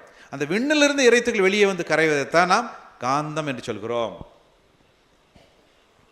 சரி, அதான். சரி, இப்போ இந்த விண்ணிலிருந்து கொஞ்சம் இறைத்துகள் வெளியே ஓடிக்கிட்டே இருக்கு. ஏன்னா அழுத்திக்கிட்டே இருக்கு தொடர்ந்து. 1 வருஷம், 2 வருஷம், 10 வருஷம், 100 வருஷம், 1000 வருஷம், 10,000 வருஷம் போயிட்டே இருக்கு. அப்போ கொஞ்சம் கொஞ்சமாக இந்த இறைத்துகள் உள்ளேருந்து வெளியே ஓடிக்கிட்டே இருக்கும்போது இந்த விண்ணு, முதல்ல விண்ணுன்னு சொல்கிறோம். கொஞ்சம் இறைத்துகள் போன பின்னாடி அதுக்கு பேர் எலக்ட்ரான். இன்னும் கொஞ்சம் இறைத்துகள் வெளியே போன பின்னாடி அதுக்கு பேர் புரோட்டான். இன்னும் கொஞ்சம் இறைத்துகள் வெளியே போன பின்னாடி அதுக்கு பேர் நியூட்ரான். எல்லா இறைத்துகளும் வெளியே போயிடுச்சு. இப்போ அதுக்கு பேர் எல்லா இறைத்துகளும் வெளியே போயிடுச்சு. விண்ணுக்குள்ளே இருக்கிற எல்லா இறைத்துகளும் வெளியே ஓடி போயிடுச்சு. அது சுத்தவெளி, பிளாக் ஹோல், கருந்தொலை என்று சொல்கிறோம். அது சுத்தவெளியாக மறுபடியும் மாறிடும். எல்லா இறைத்துகளும் வெளியே போயிடுச்சு. கொஞ்சம் கொஞ்சமாக ஓடி எல்லாம் ஓடி போயிடுச்சு. அப்போ விண்ணு தான் எலக்ட்ரானா வருது, விண்ணு தான் புரோட்டானா வருது, விண்ணு தான் நியூட்ரானா வருது. கடைசியில் விண்ணு சுத்தவெளியாக மாறிடும். எல்லா இறைத்துகளும் ஓடி போச்சுன்னா அது சுத்தவெளியாக மாறிடும். இதுதான் வரும். நிறைவெளியில் விண் சுழல நெருக்குகின்ற உரசல். விண்ணை சுற்றி அழுத்ததுனால உள்ளேருந்து பிதுங்கிட்டு வெளியே வருது. நிலைவெளியில் எழுப்புகின்ற நேரலைகள் காந்தமாம். அந்த இறைத்துகள் வெளியே வந்து கரையிறது.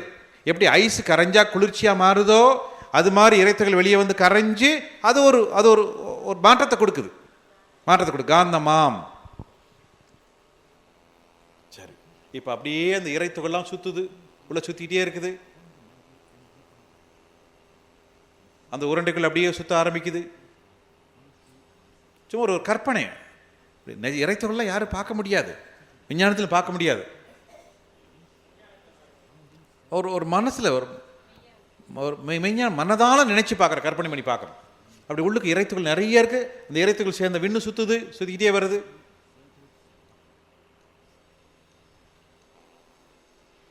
சரி, இப்படி இன்னும் கொஞ்சம் நல்லா வரும்.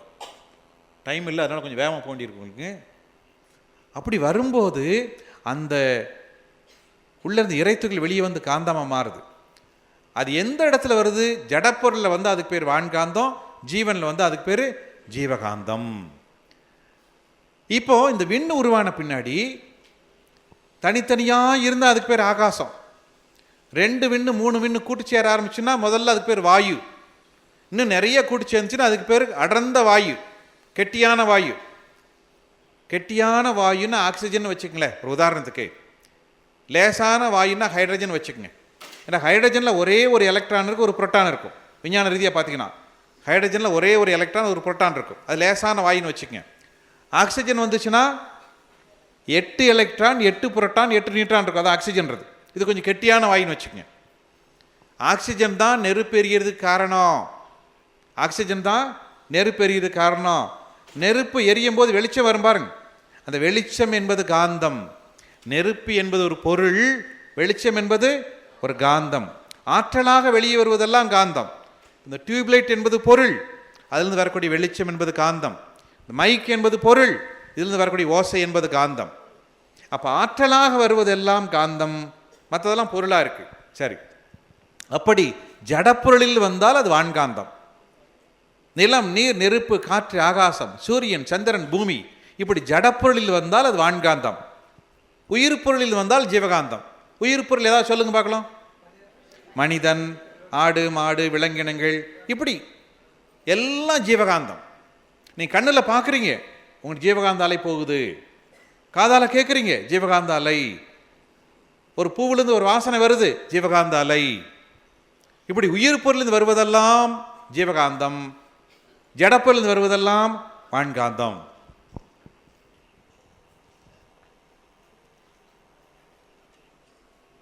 சரி, பொதுவாக மொத்தத்துக்கு 2 மண்டலம் பிரிக்கலாம். இருப்பு மண்டலம், இயக்க மண்டலம். சுத்த வெளியெல்லாம் பிரபஞ்சம் தாண்டிய நிலையில் அது இருப்பு மண்டலம். அதுலேருந்து வரக்கூடியது இந்த சந்திரன், சூரியன், பூமி, அந்த நட்சத்திரங்கள், நட்சத்திர கூட்டங்கள், அதெல்லாம் இயங்கிட்டு இருக்குது, சுற்றிக்கிட்டு இருக்குது. அதனால் அது இயக்க மண்டலம். இருப்பு மண்டலம், இயக்க மண்டலம். இருப்பு மண்டலம் தாண்டி இருக்கிறது இயக்க மண்டலம் தாண்டி இருக்கிறது பூரா இருப்பு மண்டலம்.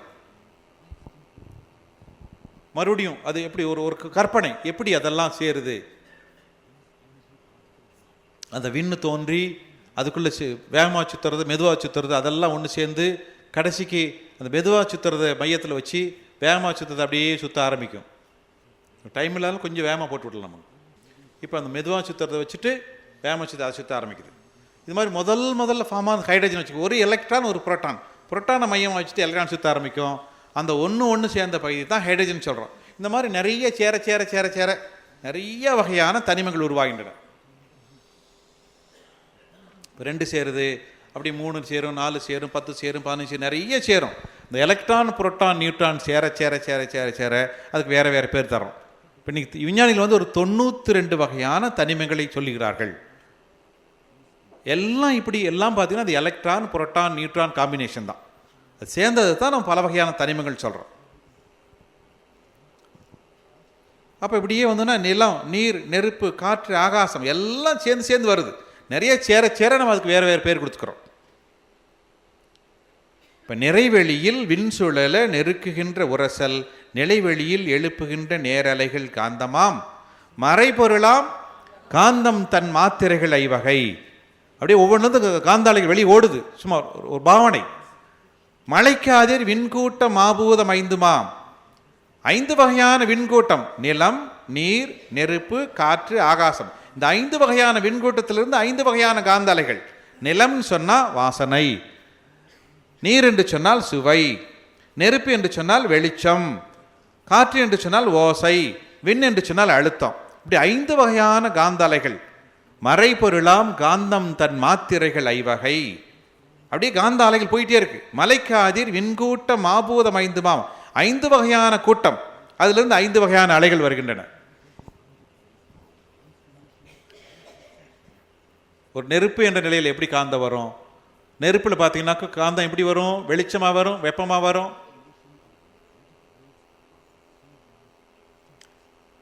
ஒரு நீர் என்ற நிலையில், திரவம் என்ற நிலையில் அந்த காந்தம் சுவையாக இருக்கும்.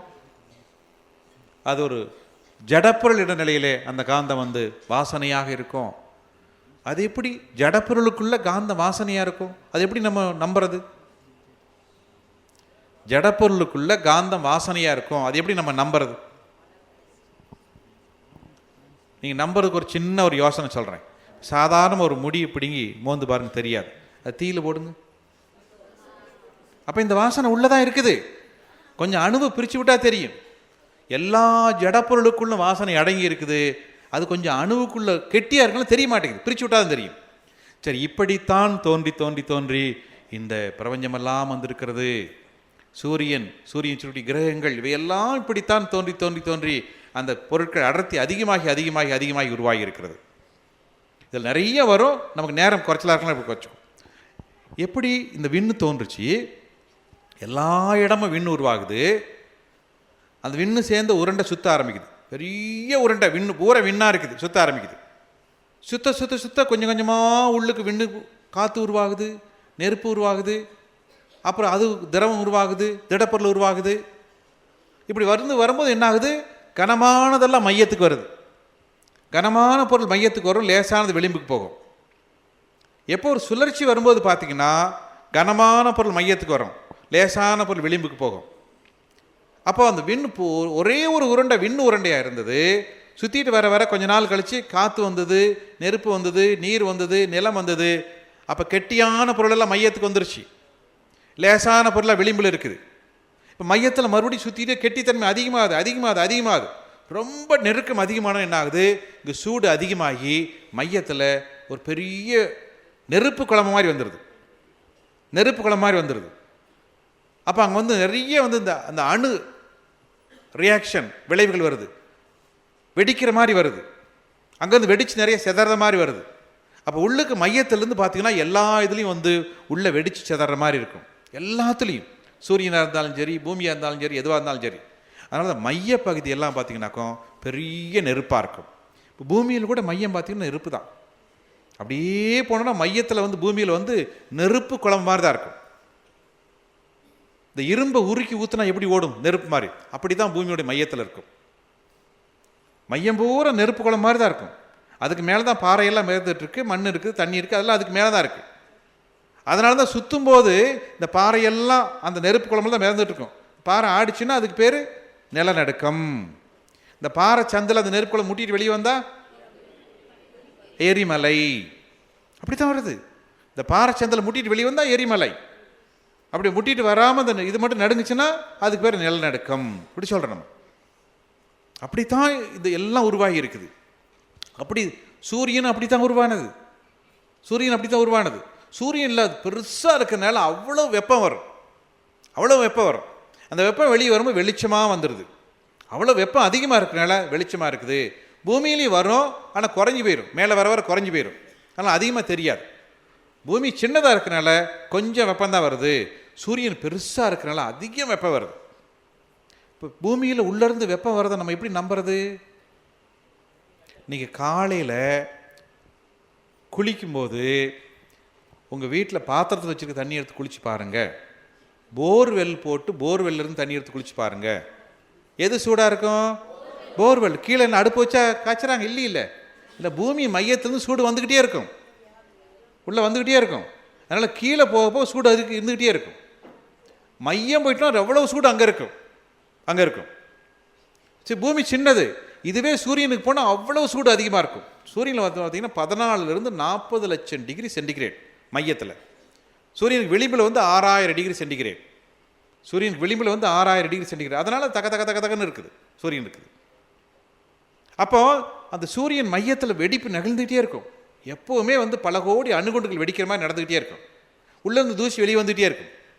சூரியன் தூசி வெளியே வந்துகிட்டே இருக்கும்.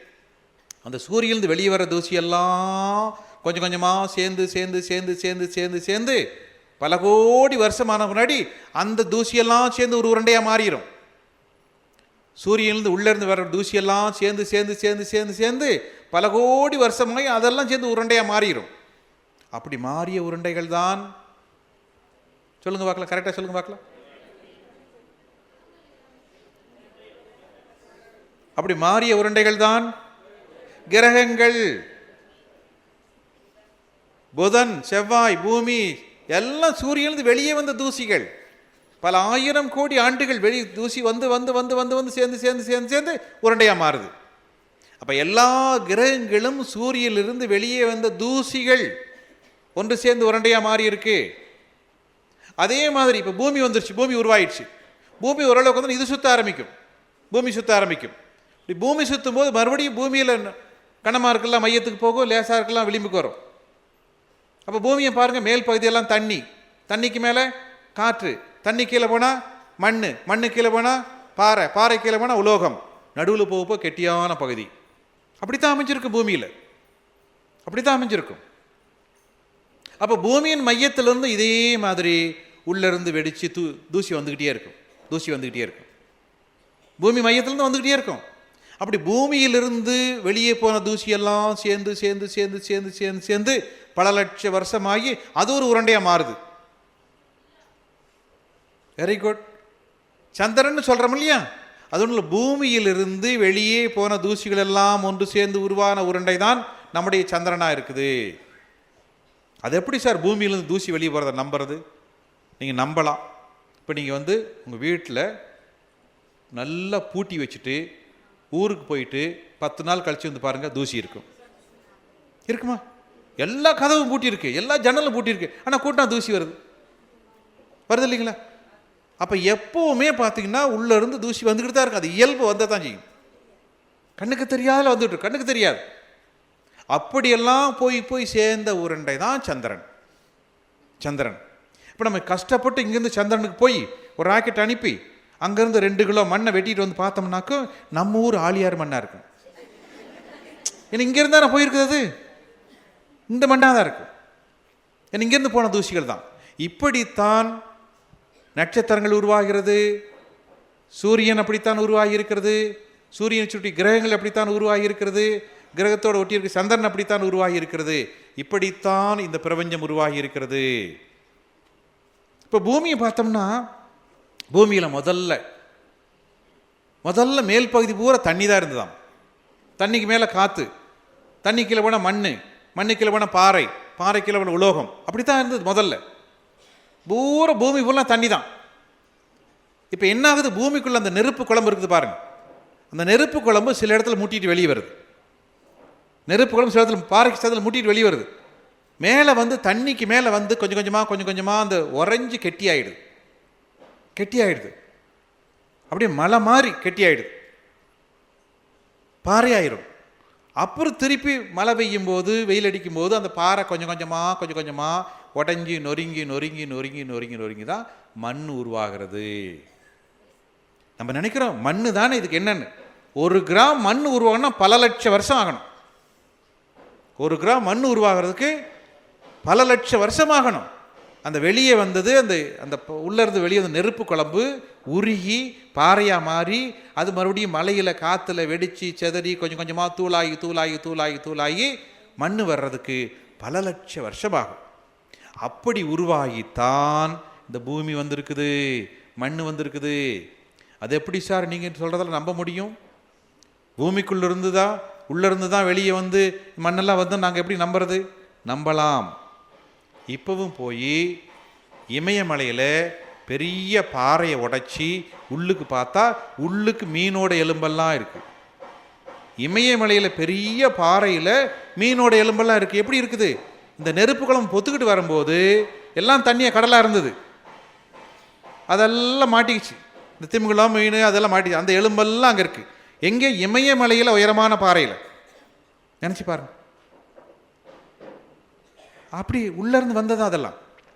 சரி, அப்படி வெளியிருந்து வரும்போது சில இடத்துல அந்த வெளியே ஓட்ட போட்டுட்டு வராமல் அப்படியே அந்த மண்ணை தூக்கிட்டு வந்து வெளியே நிறுத்திடும். ஒரு 10 மைல் 15 மைலுக்கு அந்த மண்ணெல்லாம் அப்படி கடலுக்குள்ளே கீழே இருந்த மண்ணெல்லாம் வெளியே தூக்கிட்டு நிறுத்திடும். ஏன்னா அது ஓட்ட போட்டு வெளியே வர முடியல, அது வந்த வேகத்தில் அப்படி தள்ளி கொண்டு நிறுத்திடும். அப்போ ஊரம் பார்த்தா கடலுக்கு கீழே மணல் மாதிரி இருக்கும். அந்த மணலாக இருக்கும் 10 மைல் 15 மைலுக்கு. அந்த பகுதியை தான் என்ன சொல்கிறோம்?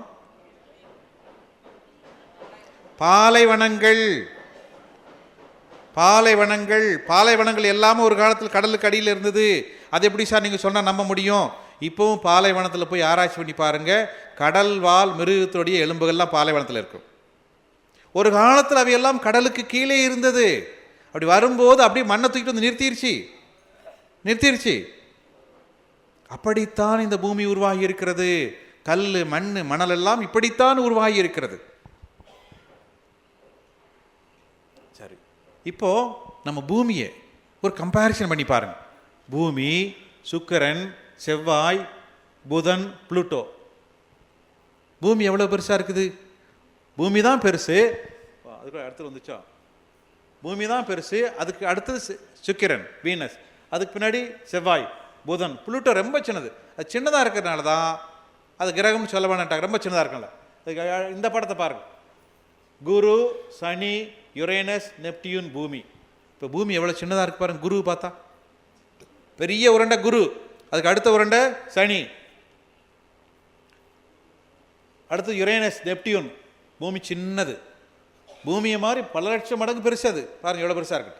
அடுத்து இப்போ பாருங்கள், சூரியனை தான் பெருசு. இப்போ பூமி எங்கே இருக்குன்னு பாருங்கள். சூரியனை பக்கத்தில் பெரிய உருண்டை தான் குரு, சனி, யுரேனஸ், நெப்டியூன். அந்த புள்ளி மாதிரி இருக்குது இல்லையா, அதுதான் பூமி. இவ்வளோதான் பூமி. எவ்வளோ சின்னது பாருங்கள். இந்த புள்ளி மாதிரி இருக்கிற பூமியில் ஒரு 10 சென்ட் இடத்த வச்சுக்கிட்டு நான் தான் பெரியவன்னு சொல்கிறோம். என்ன நினச்சி பாருங்க, அது ஏற்கனவே புள்ளி மாதிரி இருக்குது. சரி, இப்போ சூரியனிலிருந்து புதன் 3 கோடி மைல் தள்ளி இருக்கு. 88 நாளைக்கு ஒரு முறை சுற்றி வரும். ஒரு பசுமை நிறமாக இருக்கும். இந்த புதனுடைய கதிர்கள் நம்முடைய தோலோடு தொடர்புடையது. அடுத்தது வந்து சுக்கிரன், இது 6 கோடி மைல் தள்ளி இருக்கும். ஒரு வெண்ணிறமான கதிர்களை வீசக்கூடியது, நம்முடைய வித்து ஆற்றோடு தொடர்புடையது. அடுத்து 3வது வட்டத்தில் பூமி இருக்குது. பூமி நீல நேரமாக இருக்கும். ஏன்னா தண்ணி இருக்கிறதுனால சூரிய வெளிச்சம் படும்போது அது நீல நேரமாக தெரியும். இங்கே தான் எல்லாம் நிலம், நீர், நெருப்பு, காற்று, ஆகாயம் 5 வகையான பௌதிக பிரிவும் அடங்கியது பூமி. சரி, பூமிக்கு பக்கத்தில் சந்திரன். இந்த சந்திரனில் பள்ளமல்லமாக தெரியுது இல்லையா. இந்த பள்ளமெல்லாம் இங்கேருந்து பார்த்தோம்னா நமக்கு அப்படியே பார்த்தா அதுக்கு ஒரு கதை சொல்லுவோம். என்ன கதை அது? பாட்டி வடை சுடுது. சந்திரனில் தண்ணி கிடையாது, காற்று கிடையாது. பாவம் பாட்டி எப்படி இருக்கும் நினச்சி பாருங்கள். சந்திரனில் போய் ஒரு மனுஷன் நின்னொன்னு செத்து போயிடுவான். அவ்வளவு சூடுங்க, காற்று கிடையாது. சரி, அப்போ அங்கே பள்ளமான பகுதி வந்து அங்கே வந்து பெரிய பெரிய கல், இந்த விண்கல் மாதிரி விழுகும் போது ஏற்பட்ட பள்ளங்கள். அது பள்ளம் அப்படி. சரி, இது செவ்வாய், சிவப்பாக இருக்கு. ஏன்னா அங்கே இருக்கிற மண், அங்கே காற்று எல்லாம் சிவப்பாக இருக்கு. குரு, இது வந்து ஒரு மஞ்சள் நிறமாக இருக்கும். இருக்கிறதுலே பெரிய கிரகம் தான், பெரிய கிரகம் தான். இது நம்முடைய மூளையோட தொடர்புடையது. இந்த குரு கிரகம் பார்த்தோம்னாக்கோ ஒவ்வொரு கிரகத்திலிருந்தும் ஒரு அலை வந்து நம்ம மீது போதும். அந்த அலை மோதுறதுக்கு தகுந்த மாதிரி நம்முடைய வாழ்க்கையில் மாற்றங்கள் வந்துக்கிட்டே இருக்கும். குரு கிரகத்தை மட்டும் வச்சுக்கலாமா? இப்போ இந்த குருவுடைய அலைகள் நம்முடைய மூளையில் மோதுறதுனால தான் மூளையோட செல்களில் வளர்ச்சி அடையுது. இந்த குருங்கிற கிரகம் மட்டும் இல்லைன்னு வச்சுக்கங்களேன், ஒரு கற்பனை பண்ணிங்க. குருங்கிற கிரகமே இல்லைன்னா அந்த அலைகள் நம்ம மேலே படலினா இந்த மூளையே வேலை செய்யாது. இப்போவே அடிக்கடி நமக்கு வேலை செய்ய மாட்டேங்குது, அது வேற விஷயம். ஆமாம், இந்த குரு பார்வை சுத்தமாக இல்லைன்னா எல்லாம் மென்டலி ரிட்டையர்ட் மாதிரி தெரிஞ்சுட்டு தான் இருக்கும். அப்போ அந்த குரு கிரகத்தை வணங்கணுமா வேண்டாமா நினச்சி பாரு. எல்லாத்தையும் வணங்க. ஒவ்வொரு கிரகத்துக்கும் ஒரு வேலை இருக்குது. குரு நம்முடைய மூளையோடு தொடர்புடையது, சனி நரம்புகளோடு தொடர்புடையது, செவ்வாய் மஜ்ஜையோடு தொடர்புடையது. ஒவ்வொரு கிரகத்துக்கும் நம்ம தொடர்பு இருக்குது. அது எதை வணங்கினாதான், வணங்கினாலும் வணங்காட்டியே தன்னுடைய கடமையை செய்யும். வணங்கினா இன்னும் கொஞ்சம் நல்லா பயன்படுத்திக்கலாம் நம்ம, அவ்வளோதான். சரி, அடுத்தது சனி. இது வந்து குருவுக்கு அடுத்து இருக்கக்கூடியது. இது 30 வருஷத்துக்கு ஒரு தடவை சுற்றி வரக்கூடியது, சூரியன் சுற்றி வரக்கூடியது. இது யுரேனஸ், இது நெப்டியூன் சொல்கிறோம். ப்ளூட்டோ, அவங்க சின்னதாக ப்ளூட்டோ. பூமியை விட நம்முடைய சந்திரன் சின்னது, சந்திரனை விட அந்த ப்ளூட்டோ சின்னது. அதில் ரொம்ப சின்னதாக இருக்கிறதுனால தான் அது ஒரு கிரகம்னு சொல்ல வேண்டான்ட்டாங்க. சரி, இப்போ இதெல்லாம் தாண்டி போனோம்னா இதுதான் இந்த கேலக்ஸி. 10,000 கோடி நட்சத்திரங்கள் இருக்கக்கூடியது. அதில் ஒரு நட்சத்திரம் தான் நம்முடைய சூரியன். இதுதான் நம்ம கேலக்ஸி. வானத்தில் நம்ம பார்க்குற நட்சத்திரங்கள் இதெல்லாம் மொத்தமாக கூட்டம் இப்படி தான் இருக்கும். இதான் மில்கி வே கேலக்ஸி. இதை இன்னொரு வகையில் பார்த்தா இந்த மாதிரி இருக்கும், சைடில் போய் பார்த்தா அப்படி இருக்கும். இந்த நீளம் இதுக்கு பக்கத்தில், இது தாண்டி வெளியே போய் பார்த்தோம்னா அதுக்கு பேர் ஆண்ட்ரோமேடா கேலக்சின்னு சொல்கிறது. இதுக்கு பேர் ஆண்ட்ரோமேடா கேலக்ஸி. இந்த உருண்டை தாண்டி போனால் அடுத்து ஆண்ட்ரோமேடா கேலக்ஸி. இங்கே போய் பார்த்தா அங்கே ஒரு 10,000 நட்சத்திரம்.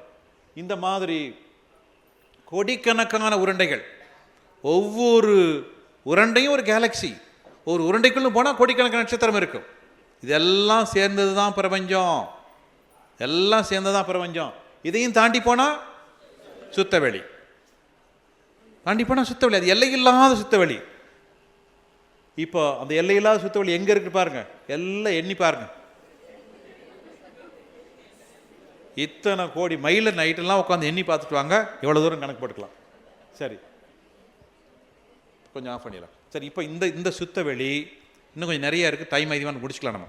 இப்போ இந்த சுத்த வெளி எல்லையில்லாத சுத்த வெளி. அந்த சுத்த வெளியிலிருந்து தான் இறைத்துகள் வந்து அந்த இறைத்துகள் ஒன்று சேர்ந்து விண்ணு உருவாகி, விண்ணிலிருந்து பஞ்சபூதங்கள் உருவாகி, நட்சத்திரங்கள் சூரியன் இதெல்லாம் உருவாகி, அதில் பூமி உருவாகி, பூமியிலிருந்து உயிரினங்கள் தோன்றி, ஓரறிவு 2 அறிவு 3 அறிவு வந்து கடைசியாக நம்ம மனிதனாக வந்திருக்கிறோம். அப்போ நம்ம எங்கே ஆரம்பித்தோம்? சுத்த வெளியில் தான் ஆரம்பித்தோம். அங்கேருந்து ஆரம்பித்து இங்கே வர்றதுக்கு இதுக்குள்ளே பல கோடி வருஷம் ஆயிடுச்சு நம்ம வந்து சேர்றதுக்கு. இப்போ நம்ம வயசு வந்து 30-40 சொன்னால் உடம்புக்கு தான் வயசு. நமக்கு உண்மையான வயசு அங்கேருந்து எடுக்கணும். உங்களுக்கு உண்மையான வயசு சொன்னோம்னாக்கா 7536 கோடி 42,532 நாள் இப்படி ஏதாவது சொல்லணும். ஏதோ ஒன்று சொல்ல வேண்டியதானே. அத்தனை கோடி கோடி கோடி வருஷம் நம்ம உண்மையானது. இதில் இந்த உடம்புக்கு தான் வயசு நம்ம இப்போ சொல்கிறோம். உடம்புக்கு தான் வயசு சொல்கிறோம். அப்போ இங்கே வர்றதுக்கு முன்னாடி நம்ம இருந்த இடம் சுத்தவெளி. அங்கே எவ்வளோ நாள் இருந்திருப்போம்? பல கோடி ஆண்டுகள் அங்கே இருந்தோம். இப்போ இங்கே வந்தாச்சு, மனுஷனாக வந்தாச்சு. இதில் கொஞ்ச நாள் ஒரு 100 வருஷம் இருக்க போகிறோம். இன்னும் கொஞ்சம் பிறவி இருக்கும், 10 பிறவியோ 100 பிறவியோ இருக்கும். இந்த பிறவி முடிஞ்சு கடைசியில் போய் சேர போகிறது எங்கே? அந்த சுத்த வெளி தான். அப்போ அங்கே தான் ஆரம்பித்தோம். மறுபடியும் இப்போ இங்கே வந்திருக்கிறோம், திருப்பி மறுபடியும் அங்கே தான் போகணும். அப்போ நம்ம என்ன பண்ணிருக்கு? இப்போ நம்ம எல்லாரும் இந்த பூமிக்கு ஒரு பிக்னிக் மாதிரி வந்திருக்கிறோம், டூரிஸ்ட் மாதிரி. இந்த வந்த இடத்துல சண்டை சச்சரவு இல்லாமல் ஜாலியாக இருந்து வேடிக்கை பார்த்துட்டு மறுபடியும் நம்ம வந்து போய் சேர வேண்டிய இடம் தான். தாலியார் வந்து திருப்பி வீட்டுக்கு போகணுமில்ல, அதே மாதிரி நம்ம போய் சேர வேண்டிய இடம் அதுதான். அப்போ நமக்கு அதுதான் நமக்கு சொந்த இடம்.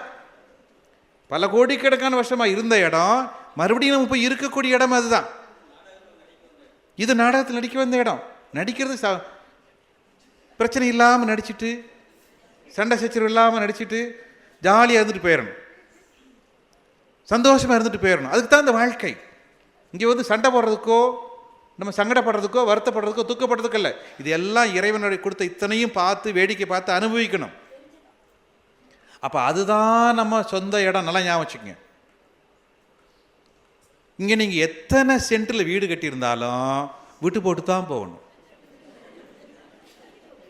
ஒருத்தர் சொல்கிறாரு, ஐயோ மச்சான், நான் பார்த்து வீடு கட்டினேன், இப்போ நான் போகிறேனே வீடு இருக்குதே, என்ன பண்ண முடியும்? வீட்டை தூக்கிட்டா போக முடியும்? வீட்டை விட்டுட்டு தான் போயாகணும். விட்டுட்டு தான் போயாகணும். தனியாக தான் போகணும். நம்ம போகும்போது ஆளெல்லாம் கூட்டிகிட்டு போக முடியாது. நீங்கள் எவ்வளோ தான் உயிருக்கு உயிராக பழகினாலும், நண்பராக இருந்தாலும், போகும்போது கடைசியில் அடே நண்பா, இத்தனை நாள் நம்ம உயிருக்கு உயிராக இருந்தால் இப்போ பயமாக இருக்கடா, கூட வாடா, வருவான், அடிச்சே முதல்ல கொண்டு விடுவான். ஏன்னா நீ போகிறதுலாம் என்ன வேற கூப்பிட்றட்டு. தனியாக தான் நம்ம போகணும். சரிதானே?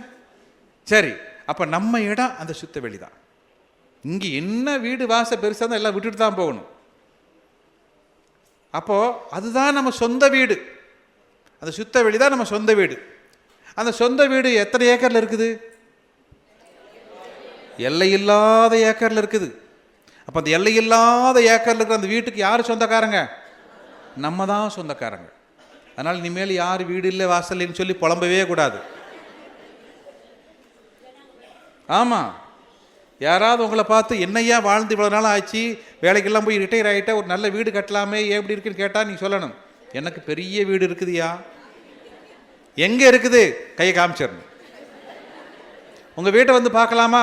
தாராளம் பார்க்கலாம். நான் முன்னாடி போகிறேன், நீ பின்னாடி வா. அப்போ அந்த எல்லையில்லாத அந்த வீட்டுக்கு சொந்தக்காரங்க நம்ம தான். அந்த வீடு நிறைய என்ன இருக்குது? இப்போ நம்ம வீட்டில் துணிமணி வச்சுருக்கிறோம், பொருள் வச்சுருக்கோம், தங்கம் வச்சுருக்கோம், பணம் வச்சுருக்கோம். அது மாதிரி அந்த சுத்தவெளி என்ற வீட்டில் என்ன இருக்குது? பேராற்றலும் பேரறிவும் அடங்கி இருக்குது. அந்த வீடு நம்முடையது என்று சொன்னால் அந்த பேராற்றலும் பேரறிவு யாருக்கு சொந்தம்? நமக்குத்தான் சொந்தமானது. இப்போ நம்ம சொத்து சுகம் இல்லாத அனாதை கிடையாது. அத்தனை பேராற்றலுக்கும் பேரறிவுக்கும் நாம் தான் சொந்தக்காரர்கள். மனதை அதோடு நிறுத்துகின்ற போது அந்த பேராற்றல் நம்முடையதாக மாறிவிடுகிறது, அந்த பேரறிவு நம்முடையதாக மாறிவிடுகிறது. ஆக நாம் பிறவியானது இறைவன் நமக்கு இவற்றையெல்லாம் எண்ணி பார்த்து அனுபவிப்பதற்குத்தான் கொடுத்திருக்கிறான். அதுக்கு நமக்கு மாதிரி ஒரு குரு, ஒரு மகான் வந்து நமக்கு ஒரு நல்ல வழியை காட்டியிருக்கிறார்கள். ஆக மனித பிறவி என்பது உயர்ந்த பிறவி. நிறைய நம்ம இறைவனை பற்றி தெரிந்து கொள்ள வேண்டும். அப்படியே அகக்காட்சியாக தோணணும். அப்படியே அந்த சுத்தவெளி, இந்த பேரியக்க மண்டலம், அங்கே பேராற்றல், பேரறிவு, இவையெல்லாம் உணர்ந்து அனுபவிக்கணும். மனிதனால் மட்டும்தான் இதை உணர்ந்து அனுபவிக்க முடியும். அதனால் நாம் இந்த பிறவியை முழுமையாக பயன்படுத்திக் கொள்ள வேண்டும். அந்த இறைநிலை உணர்வை பெற வேண்டும். அந்த பேராற்றலும் பேரறிவும் நம்முடையதாக மாற வேண்டும் என்று சொல்லி நிறைவு செய்கின்றேன். வாழ்க வளமுடன், வாழ்க வளமுடன், வாழ்க வளமுடன்.